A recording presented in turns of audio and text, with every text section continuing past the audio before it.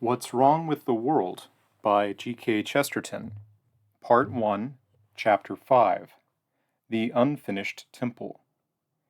The task of modern idealists, indeed, is made much too easy for them by the fact that they are always taught that if a thing has been defeated, it has been disproved. Logically, the case is quite clearly the other way. The lost causes are exactly those which might have saved the world. If a man says that the young Pretender would have made England happy, it is hard to answer him. If anyone says that the Georges made England happy, I hope we all know what to answer. That which was prevented is always impregnable, and the only perfect King of England was he who was smothered. Exactly because Jacobitism failed, we cannot call it a failure. Precisely because the Commune collapsed as a rebellion, we cannot say that it collapsed as a system.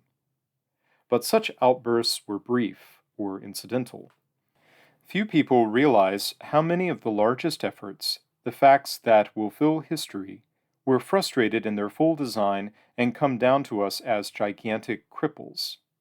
I have only space to allude to the two largest facts of modern history, the Catholic Church and that modern growth rooted in the French Revolution. When 4 knights scattered the blood and brains of St. Thomas of Canterbury, it was not only a sign of anger but a sort of black admiration. They wished for his blood, but they wished even more for his brains. Such a blow will remain forever unintelligible unless we realize what the brains of St. Thomas were thinking about just before they were distributed over the floor. They were thinking about the great medieval conception that the Church is the judge of the world. Becket objected to a priest being tried, even by the Lord Chief Justice. And this reason was simple, because the Lord Chief Justice was being tried by the priest. The judiciary was itself sub judice. The kings were themselves in the dock. The idea was to create an invisible kingdom without armies or prisons, but with complete freedom to condemn publicly all the kingdoms of the earth. Whether such a supreme church would have cured society, we cannot affirm definitely, because the church never was a supreme church. We only know that in England, at any rate, the princes conquered the saints. What the world wanted we see before us, and some of us call it a failure. But we cannot call what the church wanted a failure, simply because the church failed. Tracy struck a little too soon. England had not yet made the great Protestant discovery that the king can do no wrong. The king was whipped in the cathedral, a performance which I recommend to those who regret the unpopularity of church-going. But the discovery was made, and Henry VIII scattered Becket's bones as easily as Tracy had scattered his brains. Of course, I mean that Catholicism was not tried. Plenty of Catholics were tried and found guilty. My point is that the world did not tire of the Church's ideal, but of its reality. Monasteries were impugned not for the chastity of monks, but for the unchastity of monks. Christianity was unpopular not because of the humility, but of the arrogance of Christians. Certainly, if the Church failed, it was largely through the churchmen. But at the same time, hostile elements had certainly begun to end it long before it could have done its work. In the nature of things, it needed a common scheme of life and thought in Europe. Yet the medieval system began to be broken to pieces intellectually long before it showed the slightest hint of falling to pieces morally. The huge early heresies, like the Albigenses, had not the faintest excuse in moral superiority. And it is actually true that the Reformation began to tear Europe apart before the Catholic Church had had time to pull it together. The Prussians, for instance, were not converted to Christianity at all until quite close to the Reformation. The poor creatures hardly had time to become Catholics before they were told to become Protestants. This explains a great deal of their subsequent conduct. But I have only taken this as the first and most evident case of the general truth, that the great ideals of the past failed not by being outlived, which must mean overlived, but by not being lived enough. Mankind has not passed through the Middle Ages. Rather, mankind has retreated from the Middle Ages in reaction and rout, the Christian ideal has not been tried and found wanting, it has been found difficult and left untried. It is, of course, the same in the case of the French Revolution. A great part of our present perplexity arises from the fact that the French Revolution has half succeeded and half failed. In one sense, Valmy was the decisive battle of the West, and in another, Trafalgar. We have, indeed, destroyed the largest territorial tyrannies and created a free peasantry in almost all Christian countries except England, of which we shall say more anon. But representative government, the one universal relic, is a very poor fragment of the full Republican idea. The theory of the French Revolution presupposed two things in government, things which it achieved at the time, but which it has certainly not bequeathed to its imitators in England, Germany, and America. The first of these was the idea of honorable poverty, that a statesman must be something of a stoic. The second was the idea of extreme publicity.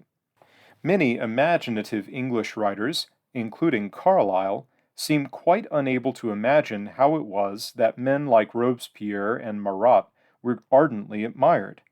The best answer is that they were admired for being poor when they might have been rich. No one will pretend that this ideal exists at all in the haute politique of this country. Our national claim to political incorruptibility is actually based on exactly the opposite argument. It is based on the theory that wealthy men in assured positions will have no temptation to financial trickery.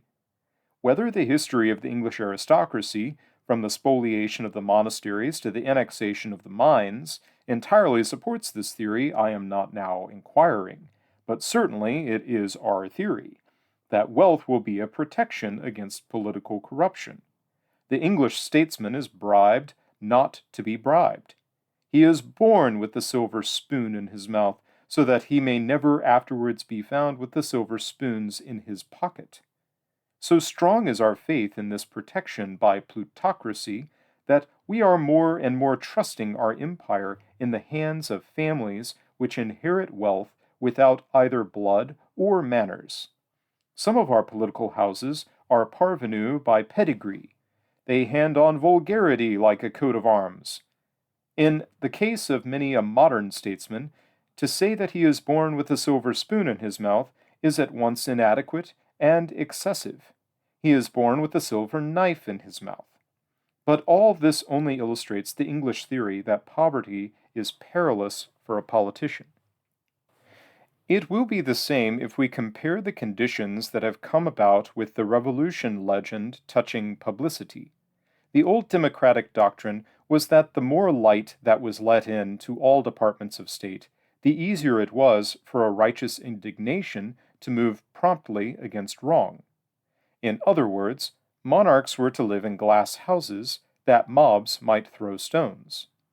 Again, no admirer of existing English politics, if there is any admirer of existing English politics, will really pretend that this ideal of publicity is exhausted or even attempted. Obviously, public life grows more private every day. The French have, indeed, continued the tradition of revealing secrets and making scandals. Hence, they are more flagrant and palpable than we, not in sin, but in the confession of sin. The first trial of Dreyfus might have happened in England. It is exactly the second trial that would have been legally impossible. But, indeed, if we wish to realize how far we fall short of the original Republican outline, the sharpest way to test it is to note how far we fall short even of the Republican element in the older regime. Not only are we less democratic than Danton and Condorcet, but we are in many ways less democratic than Choiseul and Marie Antoinette. The richest nobles before the revolt were needy middle-class people compared with our Rothschilds and Roseberries. And in the matter of publicity, the old French monarchy was infinitely more democratic than any of the monarchies of today. Practically anybody who chose could walk into the palace and see the king playing with his children or paring his nails. The people possessed the monarch, as the people possess Primrose Hill. That is, they cannot move it, but they can sprawl all over it.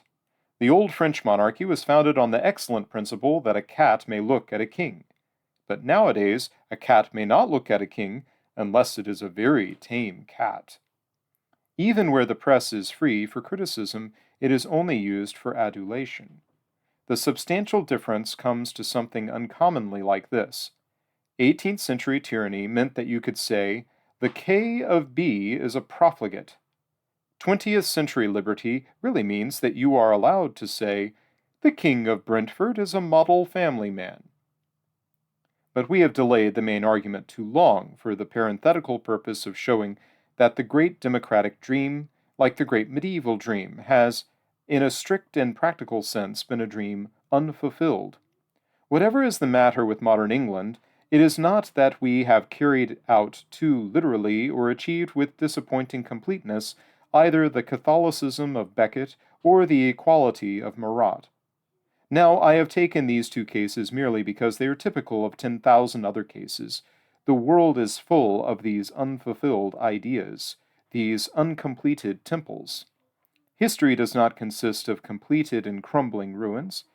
Rather, it consists of half-built villas, abandoned by a bankrupt builder. This world is more like an unfinished suburb than a deserted cemetery.